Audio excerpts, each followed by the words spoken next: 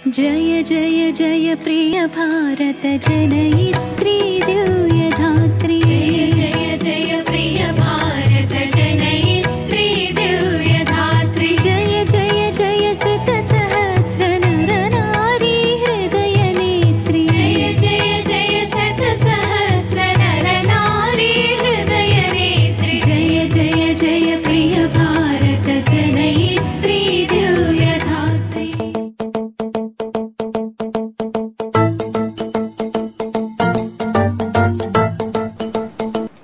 శ్రీ భారత్ వీక్షకులందరికీ శుభాకాంక్షలు, నమస్కారాలు. నేడు శ్రావణ బహుళ అమావాస్య. ఈనాటితో ఈ నెల ముగిసిపోతుంది. నేడు జరుపుకోబోయే పండుగ పోలాల అమావాస్య. దక్షిణాయనం ప్రవేశించిన తర్వాత పూజలు, వ్రతాలు, నోములు ఇట్లాంటివే చేసుకోవాలి, కానీ శుభకార్యాలు చేసుకోకూడదు అనే నియమం మనకుంది. ఉత్తరాయణం వచ్చే వరకు కూడా శుభకార్యాలు ఏవి తలపెట్టరు. మామూలుగా పెళ్ళిళ్ళు, గృహప్రవేశాలు, నామకరణాలు ఇట్లాంటివి ఏమి చేయరు. అమావాస్య అంటే ఏమిటి అసలు? దీనికి సంబంధించిన కథ ఒకటి మత్స్యపురాణంలో ఉంది. పితృదేవతలు 7 రకాలుగా ఉంటారు, 7 గణాలుగా ఉంటారు. వాళ్ళు వీళ్ళలో 3 గణాలకి ఆకారాలు ఉండవు. మిగిలిన 4 గణాల వాళ్లకు ఆకారాలు ఉంటాయి. అంటే కొందరు నిరాకారులు, కొందరు సాకారులు. ఈ పితృదేవతల మానస పుత్రిక మేనాదేవి. ఈవిడ హిమవంతుడి భార్య అయింది. అగ్నిశ్వాత్తులు అనే పితృదేవతల మానస పుత్రిక పేరు అచ్చోద. ఈవిడ నదీ రూపంలో ఉండేది. ఈమెను ఒక సరస్సులో సృష్టించారు వాళ్ళు. ఒకనాడు అందరూ కూడా అచ్చోదను చూద్దామని బయలుదేరి వచ్చారు. చాలా అందంగా అలంకరించుకున్నారు, సుగంధ ద్రవ్యాలు లేపనం చేసుకున్నారు, చక్కటి రత్నాభరణాలు ధరించారు, మంచి వస్త్రాలు కట్టుకున్నారు. వాళ్లలో మావసుడు అనే చాలా అందగాడైనటువంటి పితరుణ్ణి చూసింది అచ్చోద. ఆమె మనసు చలించింది. తమకు అభిమాన పుత్రికే అయినప్పటికీ చేసింది తప్పు గనుక, వాళ్ళు ధర్మానుసారులు గనుక ఆమెను శపించాలని నిశ్చయించుకున్నారు. శపించారు కూడా. ఏమని? నీ దైవత్వాన్ని నీవు పోగొట్టుకుంటావు అని. మావస్య అంటే మావసుడికి ప్రియురాలు లేక భార్య కాలేదు కాబట్టి అమావాస్య అయింది ఆవిడ. ఆమె మీద ఉన్నటువంటి ప్రేమతో ఈ అమావాస్య నాడు తమకు ఎవరైనా అర్పించిన శ్రాద్ధానికి అనంతమైన ఫలితం ఉంటుంది అని వరం కూడా ఇచ్చారు పితృదేవతలు. అందుకే ఈ అమావాస్య అంటే పితృదేవతలకు చాలా ఇష్టం.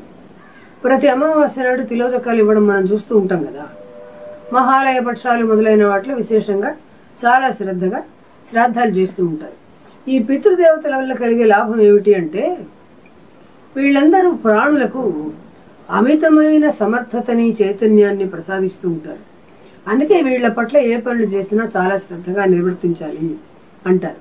వీళ్ళ ఆశీస్సులు ఉంటే వాళ్ళ వంశాలు, అంటే ఆయా వంశాల వాళ్ళ తరువాతి తరాల వాళ్ళు బాగా వర్ధిల్లుతారు. దీనికి ఉదాహరణగా మనం పాండురాజుని, జరత్కారుణ్ణి మహాభారత కథ నుంచి ఉదాహరించుకోవచ్చు. నేడు జరుపుకునే వ్రతం ఏమిటంటే పోలాల అమావాస్య వ్రతం. వ్రతాలన్నీ కూడా స్త్రీలకు మాత్రమే నిర్దేశించారు. ఎందుకంటే వాళ్ళు తమ సౌభాగ్యం కోసం, భర్త పిల్లల యోగక్షేమాల కోసం చేస్తూ ఉంటారు. శ్రావణ మాసంలో మొట్టమొదట చేసుకున్న వ్రతం మంగళగౌరి వ్రతం సౌభాగ్యం కోసం చేసుకుంటే, ఈ చిట్ట చివరి అమావాస్య నాడు చేసుకునే ఈ వ్రతం పెళ్ళై ఎంతో కాలమైన సంతానం లేని వాళ్ళు, సంతానవతులు అయినటువంటి స్త్రీలు జరుపుకుంటారు. కథ చెప్పుకుందాం మనం.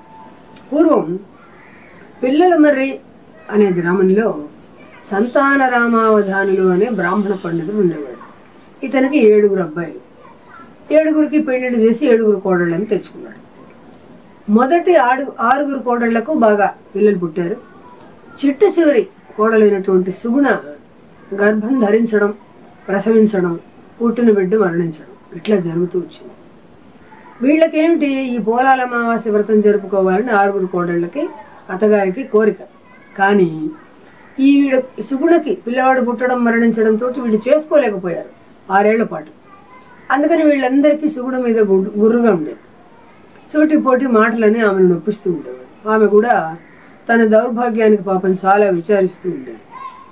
ఇట్లా ఉండగా 7వ సంవత్సరం వాళ్ళందరూ వ్రతం చేసుకోవాలనుకున్నారు. ఈవిడ గర్భిణి అయింది. ఈసారి ఈవిడిని పిలిస్తే గనక మన వ్రతం కుదరదు కనుక ఈవిడిని పిలవకుండానే మనం వ్రతం చేసుకుందామని వాళ్ళు అనుకున్నారు. సరే వ్రతం చేసుకుందామని చాటుగా వెళ్ళిపోయారు అందరు.